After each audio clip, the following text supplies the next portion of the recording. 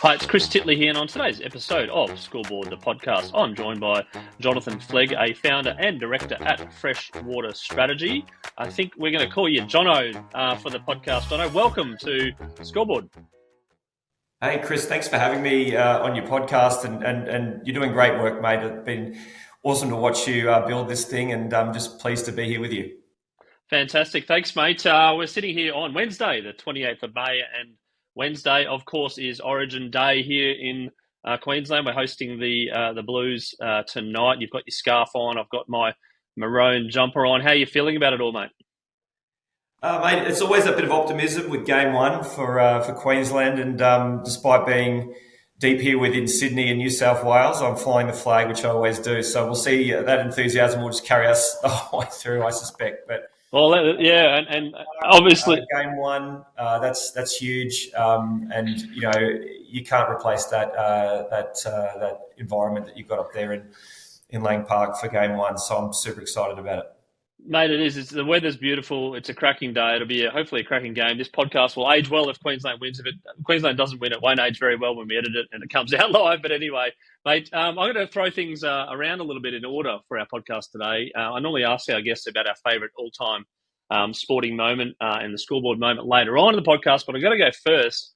I'm hoping that there's a favourite all-time sporting moment that's Origin-related.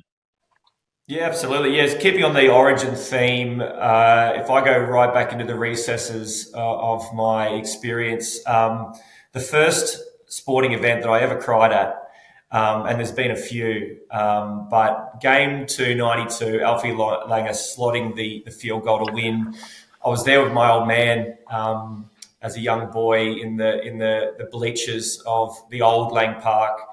And I'd never seen anything like it. Being a boy from Redcliffe, we came into the city to watch the game. And mate, that moment has stuck with me ever since. So I guess just sticking on that State of Origin thematic, that's got to be the one for me today.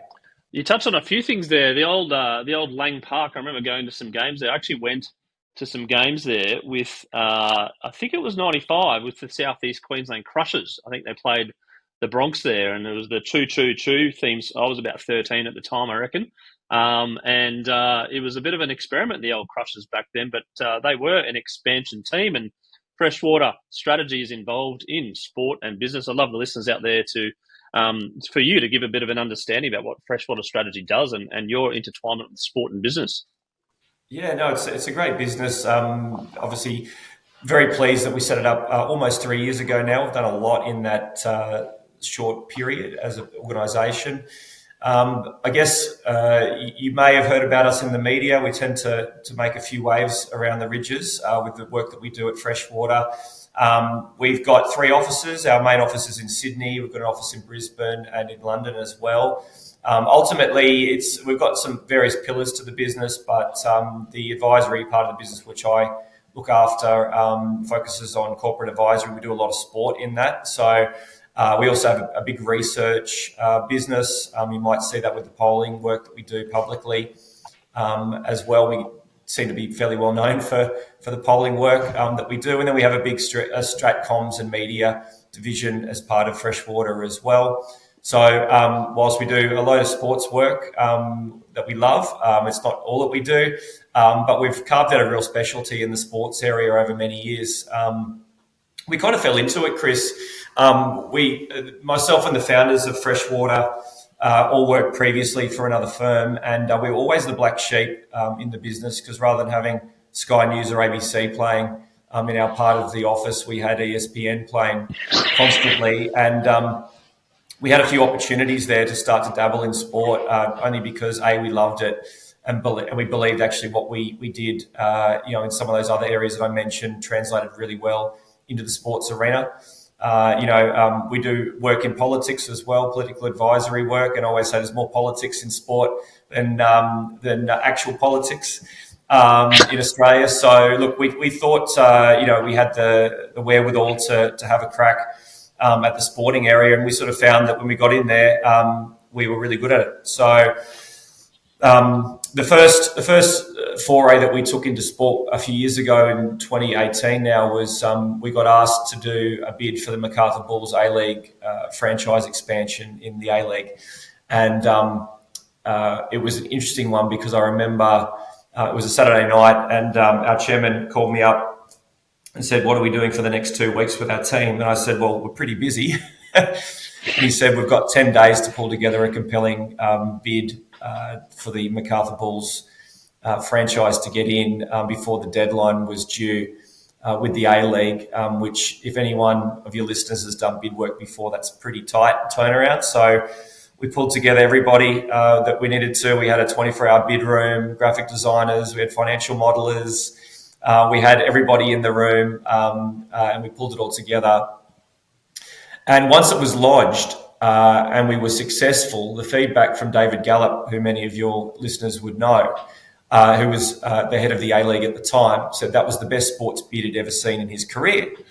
And we were left thinking, hang on a second, we pulled that together in 10 days.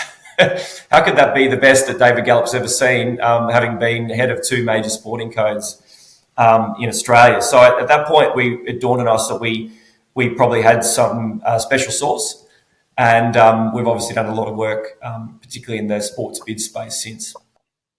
Yeah, the 24-hour bid room. There you go. What was the thinking? How did the structure go? What did you get? Did you get some Chinese takeaway? Did you not sleep? What happened there? Yeah, look, bids are not for everybody. I always say that. It's real shoulder to the wheel stuff. That said, once it's in and you've won, it's the most amazing feeling when you've actually achieved something like that. But yeah, look, the reason why we had limited time on that one was that if some of your listeners who are into A-League or soccer can recall, there was a whole range of kind of bids from all around the country, and there were 2 actual competing bids from Southwest Sydney. One of them was set up by Lane Walker, who provided an incredible balance sheet and obviously had a massive interest in that part of Sydney, that growth area of Sydney in the southwest corridor. And then there was another competing bid that had come from a range of property developers in that part of the world who may not have been as successful as Lane Walker, who's a rich lister in Australia, but were utterly fascinated and passionate about their football. So there were 2 competing bids for the same territory in the A-League. So our point of view, our argument to these 2 competing bids, the Lane Walker-backed bid and the other one, who Gino Mara, who's now the chairman of the club, was involved in, was that if you bid against each other and work against each other for the same terrain, you're more than likely going to lose. But if you join forces and come up with essentially a mega bid, you're going to get the best of both worlds, and you're more than likely going to win because the A-League was very interested in that fast-growing southwest corridor of Sydney. So by the time that Lane Walker's lawyers and all the lawyers had picked apart a JV agreement, managed to get it all inked up, that's why we only had the 10 days to pull together the actual bid, because it took that long for the lawyers to put together the JV on that exercise. So, look, lots of fun. Again, not for everybody, but the camaraderie that you build, sort of relationships you have for a lifetime when you've done a sports bid with people and you've been put under that kind of pressure. Jono, I'm curious as to know who your client is there, or is it a consortium that's paying you to do it? Is the league paying you to do it? Like, where the sort of customers come from before we get into some of the other stories about some of the other bids of the sporting teams? Yeah, typically, as a business, we'll work for a consortia or consortium who are putting forward a bid for expansion. One area that we've had a lot of success in, the Daily Telegraph is called Freshwater, the club makers. We tend to specialise. I mean, we do a lot of work in sport now, but if we have a real sweet spot, it's around expansion bids. So it's typically the consortium who will engage us in that situation. We've also been very lucky, Chris, I think, because the timing of us building that specialty in the business also coincided with a massive period of expansion in most of our big leagues in Australia. And a lot of that has been driven by streaming services. Your listeners will recall the advent of Super League in Australia and then the rationalisation that occurred, reducing the number of clubs that occurred after that. period. But with the expansion of streaming services, most of the broadcasters now are feverishly looking for more and more content and are willing to pay for it. So the major leagues are now, most of them are to varying degrees looking at expansion opportunities. So the fact we started dipping our toe into that type of work and specialising in it around about the time that streaming services were becoming a big part of the broadcast world was very opportune, I think. And Jono, speaking of Super League and looking back in Australian sporting history, there's been a number of teams that have sort of come and gone over the time. How's your knowledge of that in different aspects? Can I trivia you on some old Super League teams? Are you pretty good and au fait with the history of Australian sport? Yeah, no, absolutely. I think, I guess not to premeditate a conversation around the Bears expansion for WA, but one area we've done a real deep dive in on recently is certainly the experience of the Western Reds at the time of the Super League. You remember Julian O'Neill and all the players that they had out there. It was actually really successful. It was actually one of the franchises that probably should have continued in any normal world. Had incredible fan base, incredible kind of involvement from the community in WA. It was financially sustainable as a franchise. So it was unfortunate that the Western Reds went by the wayside, but there is still a cohort of folks out there who are diehard Western Reds fans. You see them at Magic Round and elsewhere. They're still out there, but I think what's happening with Perth Bears is awesome because it's tapping into that old Western Reds fan base. Yeah, and also the North Sydney. There was a couple of teams that come to mind: the Adelaide Rams, a couple in the NBL back when I was growing up. There was the Geelong Supercats, also the Southeast Melbourne Spectres, I believe, before they became the Magic, which was kind of like I didn't really know what a Spectre was growing up, but you sort of said it. And a bit of trivia for you. Gold Coast, the Titans, what names have they had in the past? Mate, I was thinking Seagulls, Wally Lewis. The Seagulls, Wally Lewis, Seagulls. Yep. Go to the Twin Towns and have a great time down there, mate.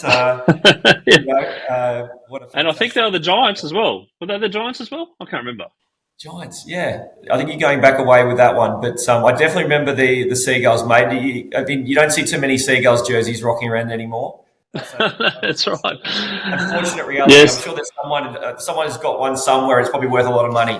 That's right. And speaking of the Crushers as well, back in the day, the South East Queensland Crushers. Speaking of closer to home, and one of the things that Freshwater and yourself, probably more so yourself in terms of the involvement in the Dolphins bid into the NRL. We had Rupert McCall on recently on the podcast, a staunch Redcliffe Dolphins fan, been there through and through, probably even written poems about it, I'm sure. You want to talk about the history of the Dolphins, your involvement, you mentioned early on you're a Redcliffe boy, and how that early discussion, fly on the wall, where that came from. Yeah, it's a great question. This one was a labour of love for me, only because I'm from Redcliffe and I spent a lot of time at the club as a kid. I distinctly remember one time leaving the club and my old man sort of speaking in riddles a little bit, but he said, one day we're going to make the top league as a kid. And that stuck with me. That really did stick with me. Unfortunately, the Super League rise and collapse cost the Dolphins probably decades of lost opportunity playing at the top national level. But when the NRL started to get into a position of expansion and had signalled pretty clearly that their interest was in another Brisbane team, that set off a train of thinking in me and my team around how we should be working with the Dolphins to get them in. As I said, it was a labour of love, but we approached the Phins. I think it really got a lot of traction when Terry Reader was appointed by the club. He was the CCO of the Broncos at the time. Terry remains a very good friend of mine and colleague. The minute he was brought across from the Broncos and the guys put him on, he ostensibly was given the responsibility of pulling this all together.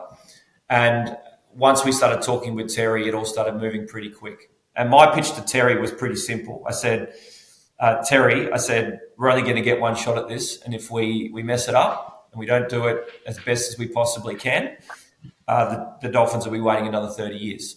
And I said, growing up in Redcliffe, I don't think we can afford to wait another 30 years. So, we had those conversations early on. We met the chairman, Jonesy, and Spud, who was the CEO of the Dolphins. And I think the fact I was from Redcliffe certainly helped with the pitch. And obviously the work that we've done with the A-League and some of the other sports previously as well. But it was kind of one of those ones you just want to be able to tell your grandkids about. You go through your career, and there's only going to be so many things you're going to remember once it's all finished, and that's one that's going to stick with me forever. Just going behind the scenes a little bit in terms of putting a bid together, obviously multiple stakeholders, and in sort of obviously there's some more weighty than others when it comes to stakeholders. How do you consider them all? And also, there's some stakeholders every now and then you're like, oh, well, we need to make sure that they're on par as well, and the buy-ins there. There's a lot of stakeholders in an expansion bid, and you need to be consulting with them all. You need to be drawing them in to the extent that they're able to give real tangible support and get behind the bid. I guess if we just use the example of the Dolphins, I think we got letters of support from 26 MPs. We crossed across 3 local government areas, many of which, including Moreton Bay and Sunshine Coast, are some of the fastest growing areas in the country.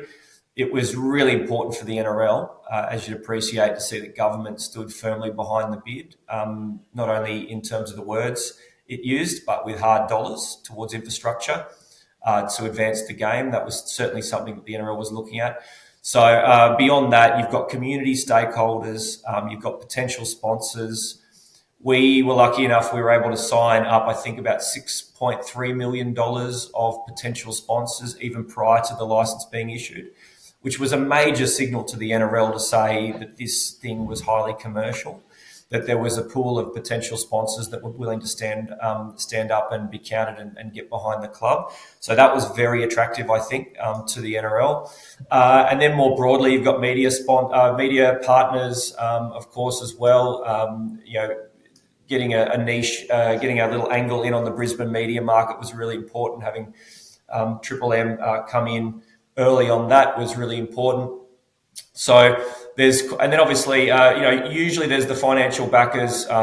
With the Dolphins, they're blessed. They're sitting on multiple hectare site out there. They're sitting on over $100 million of assets. So unlike a normal consortium, the Dolphins were kind of sitting quite well in a financial setting. Were able to prove to the NRL that they could sustain those finances to grow the game. But that's not always the case. Some consortiums are put together by high net worths or other private equity interests, so you need to pull them together and be able to substantiate the case of sustaining a club through the leaner years until you start actually making money. The last thing a league wants to do is to have to step in and save a franchise from itself in the early days because it couldn't get itself up and running. So that's a really important part, particularly from those consortia bid arrangements. And the plan, is it a 5-year plan, 10-year plan that you push to them? And I suppose once they've been accepted into the main league and they're going along nicely, there's some variations and things change and macro conditions change. There's things like COVID and there's other things. How do you continually does the league monitor it, and do you play a part in that sort of like, well, actually we're 3 years way through the 5-year plan and we're beating expectations, or the opposite, 3 years through and going, actually we're financially in a little bit of a hole? Yeah, the typical time frame, Chris, is around 5 years. So 5-year financial model is the meaningful time frame. You obviously have a range of assumptions that you need to build in there around ticketing revenue, merchandise sales, memberships, all the rest of it. So it's pretty hard to see out past 5 years for the average club. But it's a really good exercise to go through. It's what I always say about a bid for a new sports club is it's not only a bid, it's really actually a case of forced planning to prove to the league that we've actually gone through and built a plan. So that when Terry Reader became the CEO of the Dolphins, it was a really easy exercise. He actually started putting on his senior executives, bringing them all in, bringing on the staff. Well, the plan was already written. And it was fun to watch when that first game happened with the Dolphins against the Roosters at Suncorp Stadium, and a lot of fans were utterly blown away by this new entity that had entered the NRL ecosystem. and they couldn't believe the level of fandom, the level of organisation, even the branding, which we spent a lot of time agonising over the dolphin, over exactly how to get that dolphin exactly right, so it appealed to not only men but women and kids as well. But that was all planned for. So it just goes to show, if you plan, you can deliver. And I would actually almost go so far to say is the planning that you go through to put forward a compelling bid. I should have brought it for you. Actually, it's quite a large document. Is actually probably better and stronger planning than a lot of incumbent clubs go through for their own growth. It's really important thing to make a point about that. Well, I was sticking on the rugby league topic. You did mention the Perth Bears before. Do you want to talk about that and the name, the history, and I suppose again, the rigorous planning involved in submitting a bid to the NRL for a new expansion team, geographically a bit further away probably than the Redcliffe Dolphins? Yeah, absolutely. The WA market's a fantastic rugby league market. We have a little saying that it puts the N into the National Rugby League. You can't really be national without WA in the ecosystem. Whilst it is generally considered an AFL state by many, there is a huge diaspora of folks who are living in Perth, either from the East Coast, New Zealanders, South Africans, English people who are living in that part of the world. And also there's a great quite a strong rugby league community in WA outside of the diaspora community that are based in there. I probably shouldn't call it diaspora. A lot of people are from Australia. But you know what I'm saying. WA folks, they think differently. They're very parochial out there, but there is a lot of people from other parts of the country and the world who prefer either rugby league or rugby union. So we've seen that as an obvious entree into building support for a club. But in the first instance, the process that was run was a little bit different by the NRL this time around. It was they didn't geographically ring fence southeast Queensland this time. They really threw it open, and they said they were open to bids from pretty much anywhere. As your listeners will be aware, PNG have been successful as well. There was a range of bidders that came forth from New Zealand as well. So there were other folks putting their hands up, but I think the great strength of WA is it's a market that has huge commercial potential, huge fan potential, and it's an underserviced market in terms of sporting content. WA folks love sport, but they're quite limited at the moment in terms of how much sport content they have available to them. So playing at a HCF Park, we think it's going to be, we're going to get some good crowds out there. The NRL's process that they entered into was looking for consortia interest. The consortia that we worked with led by Peter Cummins, who you may be aware is the founder of Cash Converters, a very, very prominent West Australian businessman. We worked with him and his consortia on the bid. We had very strong backing from the WA government. In particular, Premier Cook, I need to say, despite being the Premier of WA, Premier Cook is a leaguey, loves his rugby league, and from the Premier down, this was a Premier's level priority to get this franchise up and running.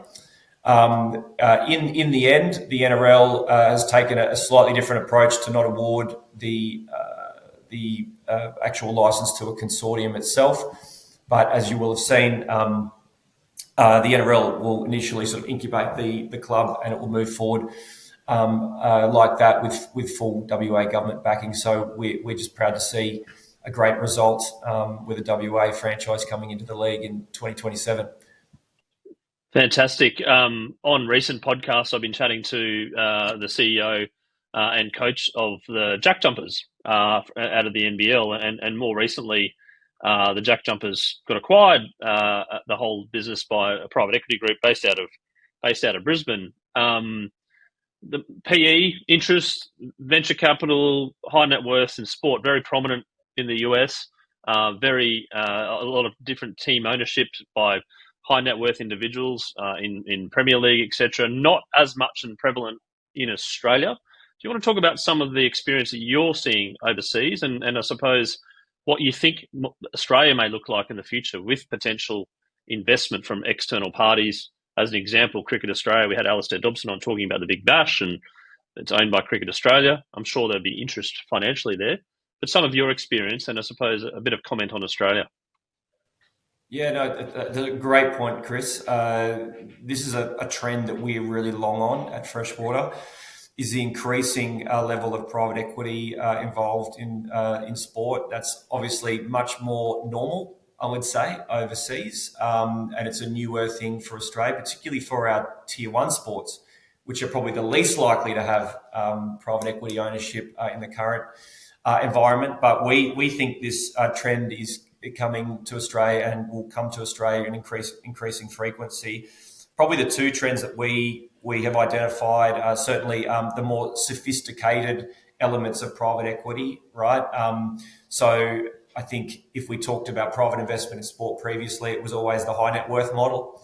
The wealthy businessman or woman who had made a lot of money in another industry, who wanted a trophy asset or a plaything, who could afford to invest in a club. We're now seeing, probably the more sophisticated private equity where, sports clubs and sports leagues are now seen as an asset in their own right and are expected to provide a traditional private equity return. So that's probably the first trend. The other one is multi-sport ownership and multi-club ownership. In terms of like managing risk and also spreading expertise. This is, again, a trend we're seeing overseas where owners of clubs are picking up various assets across different codes, right? So, and, they're developing a level of IP that they can deploy to help professionalise and actually get better returns out of clubs. So they're taking learnings from one sport, bringing them across to another. And then also just managing risk, right? Because, not every, whenever you're investing in a league, your fortunes are somewhat tied to how that league is going to turn out over the medium to longer term. So you can spread your risk across multiple clubs and multiple leagues as well. So, and then obviously, the kind of the Saudi-backed kind of initiatives, rebel leagues, if you like Live Golf, like Professional Fighters League, who are taking on the UFC globally. So certainly a lot of that Middle Eastern money is something to watch as well as it arrives in Australia. And I've also recently had Victoria Denholm from Wallamai Capital Group about their acquisition or majority acquisition of the WNBL. So we're talking leagues here, not just teams. And the family interest is also in Hoops Capital that owns some of the teams. I'm curious to know about new leagues and leagues popping up. And you just mentioned then the Professional Fighters League, the PFL, and your involvement in that and what the benefits are of starting a league and starting from scratch and all the things that come with it over time. Yeah, so we're quite involved in the development of PFL Oceania. So for your listeners who aren't as acquainted with MMA, UFC obviously looms large. It has incredible market share, particularly in the 18 to 35-year-old category. It's the fastest growing new sport in terms of spectator interest globally. The competitor to the UFC with Dana White is Pete Murray's, who is the CEO of PFL, also run out of New York over there in the States. The money that's come behind getting PFL out of the ground is Saudi backed PIF money in relation to the PFL. So they've got tremendous balance sheet to be able to invest and take on the likes of a UFC. But where it's different, there's probably quite a few different ways that they're actually tackling UFC. First of all, they've got a federated model so that each of the regions, or continents, if you like, have their own independent leagues that have their own ownership structure, and where you can actually develop talent in local areas, right? So in Oceania, we can actually develop talent who currently have limited options in Australia. We can develop them a proper ecosystem for fighters and talent development within Australia itself. That also goes for Africa, MENA with the Middle East, Europe, where it's PFL is really doing amazing things, North and South America and Asia. So the various different regions that PFL will operate allows us to provide more content locally, provide a better ecosystem for the development of talent. locally, and then we move forward like that. But critically, the other kind of point of difference is that the UFC, many of your listeners may not be aware, but do not pay the fighters terribly well. Only about 16% of the league's total proceeds go back to the athletes. And there's, I can think of very few other sports where you get that level of lack of investment in the athletes themselves. It means that unless you're an utter superstar in UFC, you are going to be struggling financially on every account. So the only other comparable competition around the world where I think it is genuinely hard for the athletes to make any form of a living is the only comparable I would say is tennis. When you're outside the top 100 in global tennis, your existence, your financial existence becomes very tenuous, becomes very difficult.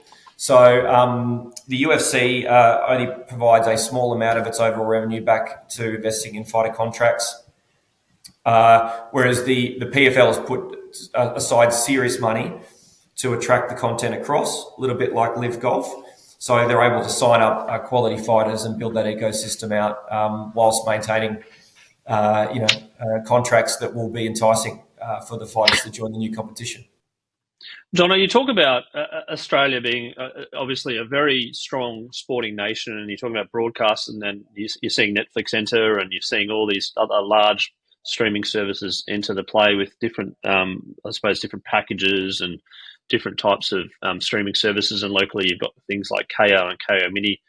You've got the US sports that are coming over here. You've got the NFL coming. You've got the NBA exhibition game. You've got, even my son to a degree is very strong and understanding what's going on in the IPL, which is something which I probably am not au fait with, only because of the timing, etc. But he gets up and watches the minis and follows the teams. Who are you competing with, I suppose, or where is Australia landing in the future of sport when you've got these big global sports in the Premier League, etc., where the access is much closer with the content generation, not when you and I were growing up and we probably had 3 hours in the wide world of sports on a Saturday afternoon to kind of watch our stars or get a brief glimpse of Michael Jordan, for instance. But now with social media and content, this is a pretty competitive market. Where do you think Australia's sport is heading in terms of that? Yeah, it's a great question. I guess the example I would use is probably when you and I were at school. Back in the day, we were collecting NBA cards. Most of us had never seen an NBA game. It just wasn't available. Whereas now with streaming, global content, it is truly a global marketplace for this type of thing. I think it is a little bit like the world before free trade. We had protectionism, and now we're moving into a world of free trade, where people can just gravitate to the content that they like to see, which means that certain leagues, like particularly NFL out of the States, or the NBA, or as you mentioned, IPL, all these leagues from around the world, obviously European-based soccer leagues, that is very readily accessible, and the fans for all those leagues are going through the roof. The opportunity is for Australian sport to go global as well, and I think the NRL is a great example of that, where we're taking what we're doing with NRL internationally as well. So we just need to be prepared to compete in that global marketplace. We are known as a great sporting nation. The other thing to say is that there is ample opportunity for fans to be fans of multiple sports. We talk about it regularly at Freshwater, which is the rise of the multi-sport fan. Back in the day, fans probably were more, you probably had a greater level of fandom for less sports, maybe even just one sport. Now you're finding, perhaps more casualisation of fan support across a range of different sporting content. But people, they're just spreading their interest across a wider range of sports. So what we're seeing is that one league, being a supporter of one league, is not necessarily going to cannibalise interest in another league. And you're seeing some brand affiliation almost. You look at what the NRL has done with the Vegas round, and actually watching the partnership with UFC over there has been quite interesting, because the Venn diagram of the average UFC fan and the average NRL fan is pretty close, or at least potentially could be very close. So you're actually seeing the leagues, come together and start partnerships on that basis, because they're not actually going to cannibalise each other at all. So I think we are living in a new world order when it comes to that marketplace, but it's an exciting one for Australian sport. Absolutely. And then you've got core products like we talked about the Origin tonight. It's a Wednesday night. It's always been a Wednesday night. They've got their slot. You've always got the Boxing Day test match on Boxing Day. It's pretty hard to compete with an alternative product. You've got the, as you mentioned, Vegas round, which is a new thing. The NBA's done the in-season cup. You've got Magic round in NRL. You've got Gather round in the AFL. These ideas have come from somewhere. What's your thinking? Do you guys come up with some of these ideas as well and suggest things and rivalries, etc.? The Collingwood Brisbane Lions on Easter Thursday, etc. These things are now bigger and better than they were before. What's Freshwater's thinking around some of these types of events per se within the sports? Yeah, look, we kick around all sorts of ideas here, about how we can do things better. Of the many that you mentioned, I mean, they certainly didn't emanate from our business necessarily, but I think the goal is to continue to import, particularly the best of the ideas of how things are done overseas. There are elements of Australian sport that do need to be shaken up. There's no question about that, and I think a lot of those ideas are going to come from overseas. So, that's probably how I would answer that question. I mean, I just think about some of the really creative ways that we launched the Dolphins in particular. And I think you might have said it on a previous podcast, Chris, but like drawing the sponsors in to a greater degree rather than just sort of putting together a pro forma kind of standard sponsorship agreement and they sign it and they send a big check multiple times a year. Actually getting really creative about the co-branding opportunities. I always marvel at what Budget Direct have done with the Dolphins around the Phins that have been given out at the sports. Dwayne Bennett, the long lost cousin of Wayne Bennett, who has his own social media page. That's all Budget Direct. That's all part of the Budget Direct sponsorship, but it actually required them to be really creative. Now, what I've heard on the grapevine is that in terms of ROI for Budget Direct, that's been one of the strongest ever campaigns they've ever had in the history of the business. But it actually required some creative thinking between the sponsor and the club to go, okay, what can we do here that's not BAU?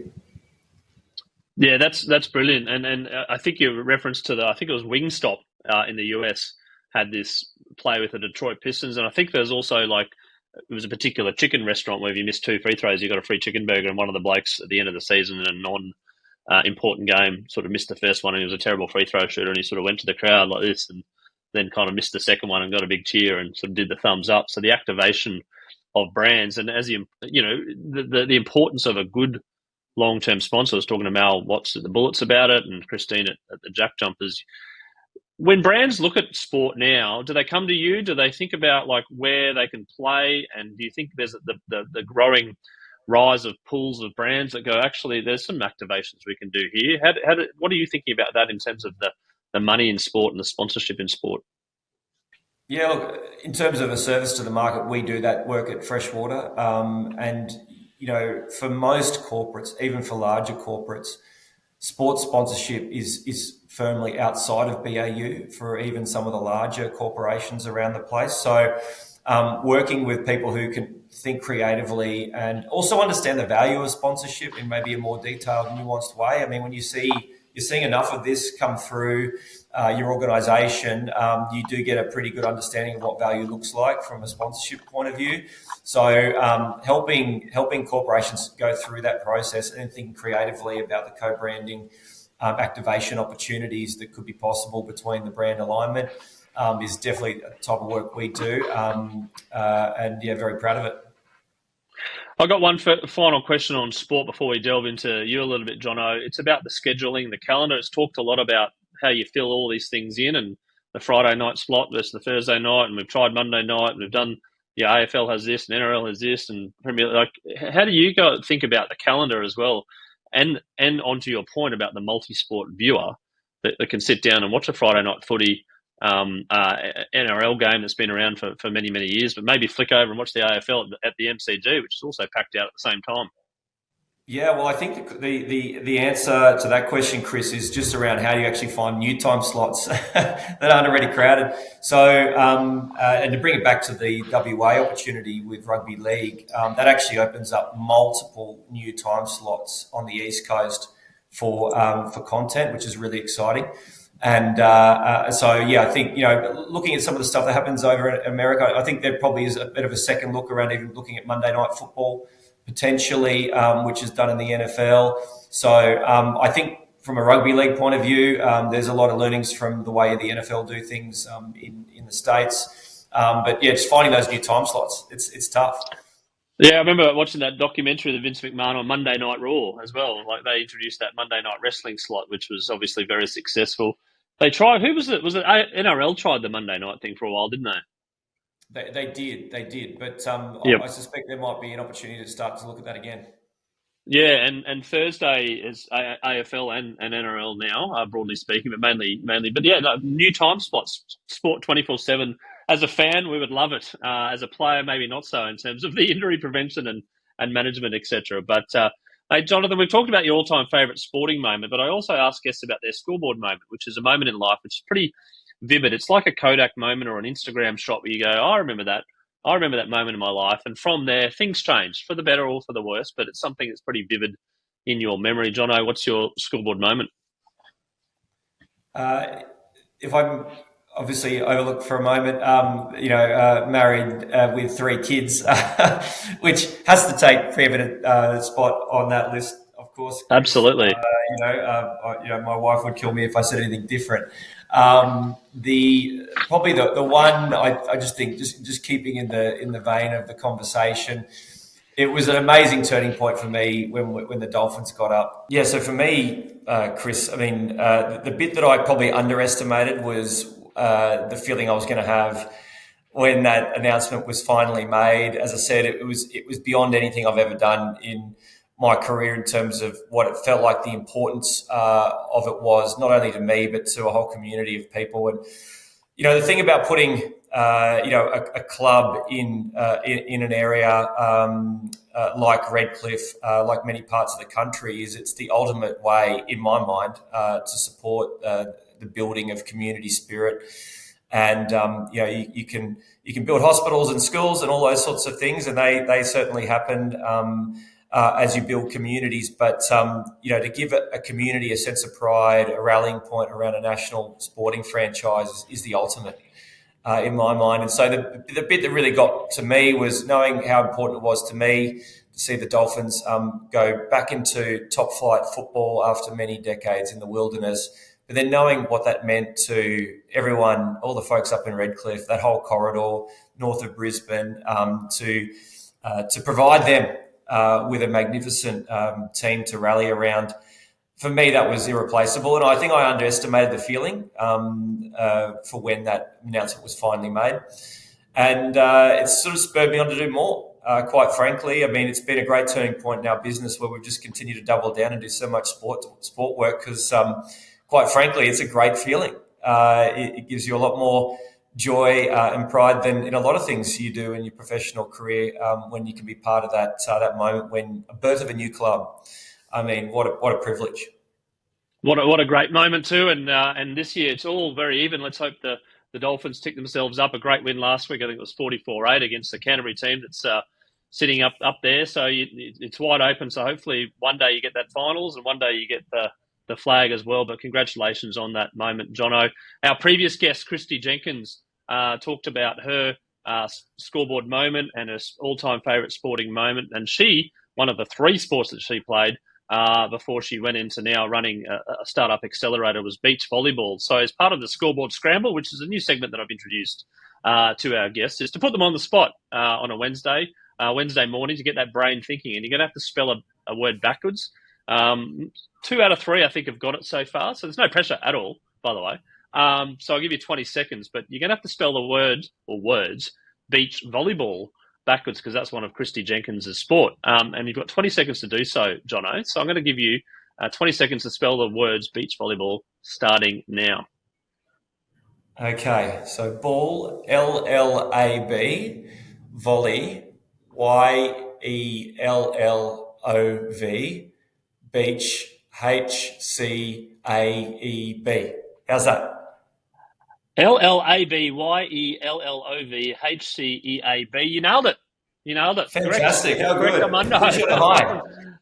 Finished on a high, mate. Jono Flegg, thank you so much for taking the time out of your day today to talk about what you're up to in the world of business and sport, what Freshwater Strategy has done in the past, is doing currently, as well as behind the scenes, looks into some of the most important expansion teams and also important moments of particular codes' history and changing the sport and changing the way the sport is played forever. And you can be very proud of some of the work that you've done thus far, with obviously a lot of more work to come. I look forward to continuing to follow the progress of yourself as well as Freshwater Strategy, and look forward to catching up. Thanks, Chris. And obviously I'm going to follow your podcast with interest as well, mate. So continue doing what you're doing, and thanks. Thanks for having me on.